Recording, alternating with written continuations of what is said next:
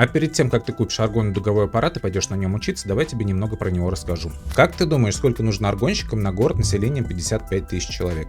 На весь город нужно всего 2 аргонщика, а можно даже и одному, так как эта услуга практически не востребована в провинции.